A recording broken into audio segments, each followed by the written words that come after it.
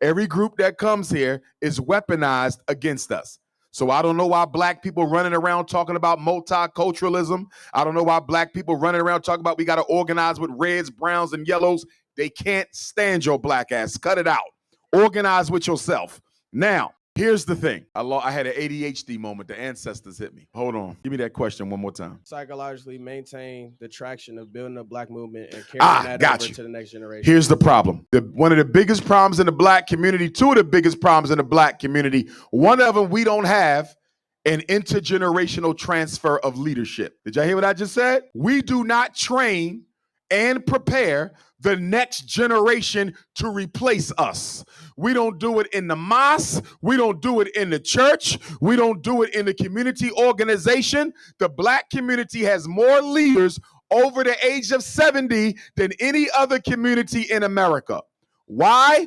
Because black people are so used to not having power. I need y'all to quiet down under that roof over there. Getting kind of loud over there. I'm trying to talk to the people. Don't make me come over there. I will. Don't play with me. Please don't. I'll snatch your coon chip out your heart. Listen, don't play with Dr. Umar, please. I'll make you an example. I'm from the ghetto just like you. Listen, we need to train the next generation on how to lead and how to organize. The reason we got 1 million churches in Cleveland ain't because everybody in love with Jesus.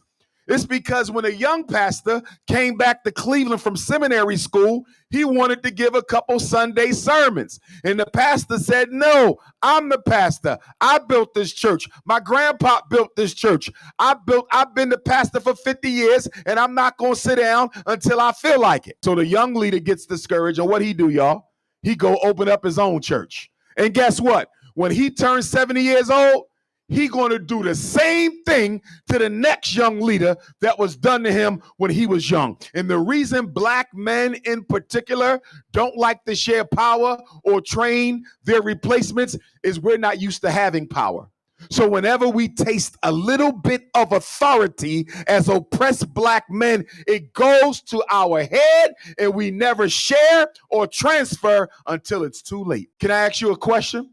Why is the average age of the Congressional Black Caucus in Washington, D.C., your 59 democratically elected U.S. reps and your 3 U.S. senators, why is the average age about 69 years old? The people who's supposed to be fighting for us are old enough to be great-grandparents and grandparents. I'm not saying they got to retire, which takes me to my next point. We need a council of elders in Cleveland. Are y'all following me? We don't ever throw away our elders. That's our wisdom. But now they sit on a council of elders and they advise the youth.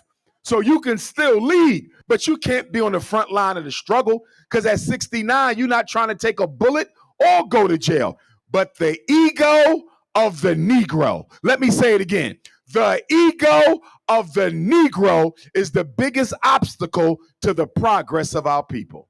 Great question, Prince. Thank you, sir. Stay safe. Appreciate you. Peace, Talk to me, my butterscotch queen. Peace, Dr. Umar. Peace, queen. I'm an avid follower. Thank you, sister. I donated to the school. Thank you, sister. My family, my household, we watch you like we used to watch when the Cosbys Appreciate come on you. and everybody Appreciate gather. you. My question is, your thoughts on Rodney Hinton's case? Are you familiar? I am. Okay. I'm familiar. I think Rodney Hinton might be the reincarnation of Nat Turner. Mm-hmm. I'm hoping that they don't seek the death penalty. Mm-hmm. That's my main hope, right? Because I know they're going to try to bury the brother. Mm-hmm. But at least if he can escape that death penalty, we got a chance to get that case retried down the road. You follow what I'm saying? So that's what I'm hoping, because you know the police want to do him in. Oh, so I'm just hoping that. And here's the racism. You hear about Rodney Hinton Jr., and you don't hear a damn thing about Ryan Hinton, his son who was murdered, or any justice for him. They have completely swept the son under the table, no conversation, no accountability, and they just want to focus on him. And you know what's sad? You got black people standing with the white power structure against Rodney Hinton. Here's my thing. If you are a coon, let me talk to my coons for a minute. If you are a coon, I'm not expecting you to fight for me, but can you at least keep your damn mouth shut when you are asked about me? See, I don't expect Charles Barkley to ever speak up for black people.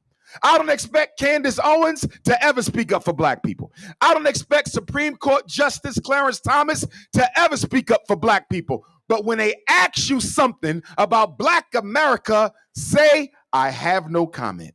You ain't got to fight for me, but can you please not hurt me? That's all I'm asking for the Coons. That's good. Thank Black you. power. Thank you.